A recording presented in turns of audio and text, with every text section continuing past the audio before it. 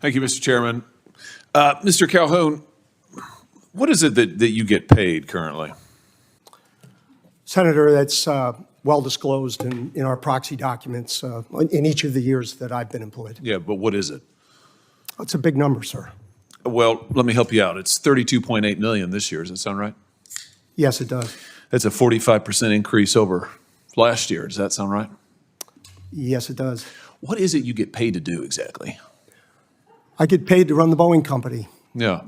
So just help me understand that. I mean, do you get paid for transparency? Is that one of the metrics for your income? I think the board counts on me for transparency. Really? Because you're under investigation for falsifying 787 inspection records. The Boeing's under criminal investigation for the Alaska. Before going on any further with the video, please consider liking and subscribing to our channel to help with our algorithm, as we enjoy exposing the truth. Please also make sure you comment down below. Thank you. Now, back to the video. Airlines flight. You were investigated by DOJ for criminal conspiracy to defraud the FAA. This is all in your tenure. This doesn't sound like a lot of transparency to me. What about safety? Is that a component of your salary? It sure is, Senator. You know, have you seen the reports that the subcontractor that you used to make that door piece that fell out of the sky, that when the FAA went and toured the facility, they found one door seal being lubricated with Dawn liquid dish soap and cleaned with a wet cheesecloth, and another was being checked with a hotel room key card? Does that sound like safety to you? Senator, I think our relationship with that particular supplier has been well documented, reviewed by the FAA and most certainly us, and I'm very intent on acquiring that company so that none of that ever happens. You know, the FAA also says that Boeing still has not implemented the recommended steps back from 2019 and 2020 after the MAX crashes. You still have not taken the appropriate safety procedures or implemented what they recommended. I mean, how, if safety is a component of your $33 million compensation package, I mean, how can you possibly qualify for any of this? What about quality? Is quality part of your compensation package? Senator, I meet with the FAA pretty regularly. They don't hold anything back, and I'm not aware of anything that has been cited with respect to those accidents that we haven't taken action on. Really? Because we've had whistleblowers. You said you'd listen to whistleblower testimony. We've had multiple whistleblowers come before this committee and allege that Boeing is cutting every possible corner on quality and safety, not just in the past, but now. They've alleged that you've eliminated safety inspections, that there are fewer in quality and there are fewer inspectors doing quality inspections out there. They've alleged that when they raised quality issues and concerns, they were reassigned, they were retaliated against, they were physically threatened. That doesn't sound like attention to quality to me. And yet you're getting paid $33 million a year. It's extraordinary. Senator, we have increased our quality inspectors significantly. How much has your stock price increased while you've been at Boeing? It hasn't, and I don't watch it much. Have you done any stock buybacks while you've been at Boeing? Not in my job, no. How about your profits? Have your profits increased at all? I haven't had any profits, sir. I'm sorry? I have not had any profits. Yeah.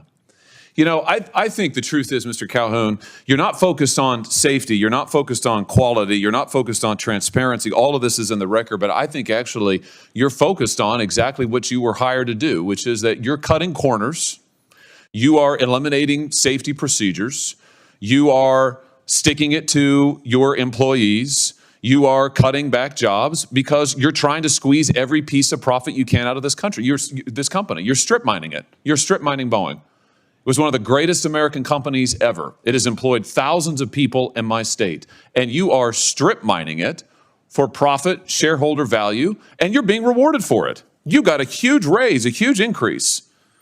So it's working out great for you. For the American people, they're in danger.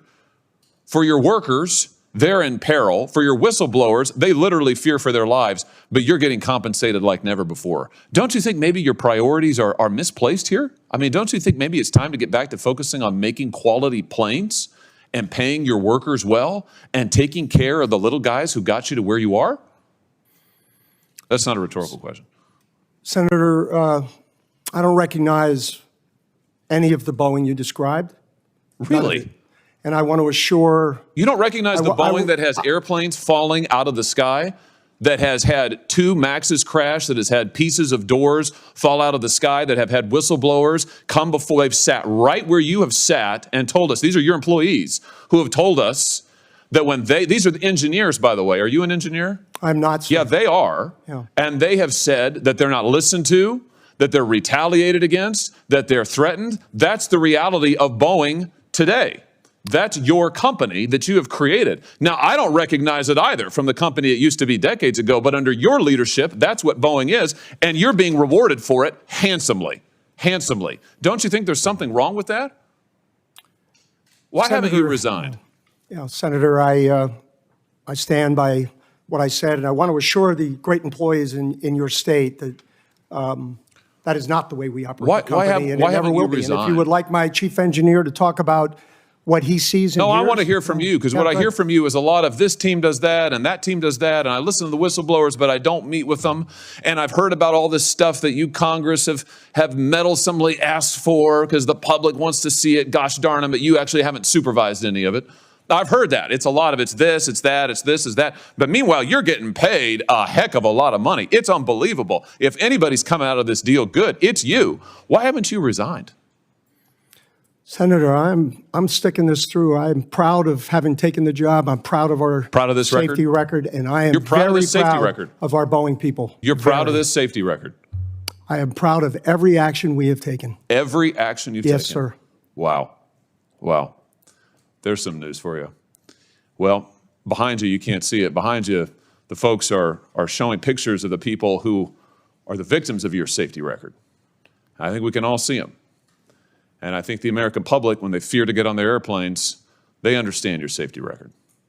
And frankly, sir, I think it's a travesty that you're still in your job. Senator Hawley. Thank you, Mr. Chairman. Mr. Calhoun, just to come back to you, isn't a big part of this story not just what's happened at Boeing in the last year or two, but what's happened over the last 20, what the C-suite has done to this company? Let me give you an example. This is from the Atlantic magazine last month. For nearly 40 years, the company, Boeing, built the 737 fuselage itself in the same plant that turned out its B-29 and B-52 bombers. In 2005, it sold this facility to a private investment firm. Offloading, Boeing called it. The tail, the landing gear, the flight controls, and other essentials were outsourced to factories around the world, owned by others, and then just shipped to Boeing for final assembly. Mr. Chairman, I'd like to, with consent, have this article, Boeing in the Dark Age of American Manufacturing Industry. Without objection. You now have at least 600 direct suppliers worldwide. Who knows how many subcontractors? You've got 35 direct suppliers in China alone. I mean, hasn't this really been the hollowing out of Boeing? Senator Hawley, I think the decision that we have made with respect to Spirit Aero and our determination to bring it back into the Boeing fold is definitely a vote in favor of vertical integration. That's one. I can't comment on all of the ones of the past. And we have not had the number of issues in those that we are currently dealing with respect to our fuselage. So I can't rewrite history, but I can take action forward. You're in charge of the company. I'm just asking you. You're in charge of a company. You're getting paid $33 million a year. You're in charge of a company that has systematically, over decades now, shipped out its jobs, shipped out its production. Over the last decade, while you've either been in charge as CEO or on the board, stock prices have rose 600% at Boeing.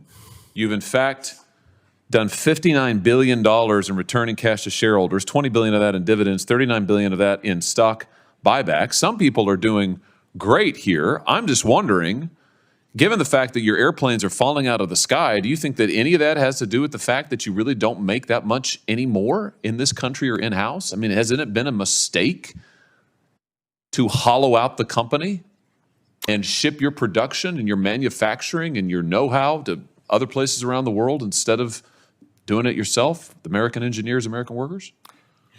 Senator Hawley, I think I read an annual report going all the way back to the introduction of the 747, which highlighted the fact that 65% of that airplane would be sourced by U.S. manufacturers here and there. And the other thing I do know that since 2015, again, I don't have all that history, but before that, we have actually brought more work to the U.S. than we have taken out of the U.S. And at an absolute level, our work in the U.S. is in the high 80%.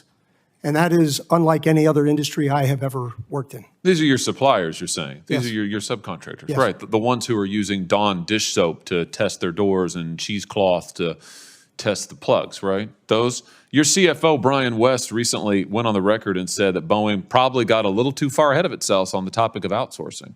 You agree with that? He was speaking directly to our decision to go after Spirit.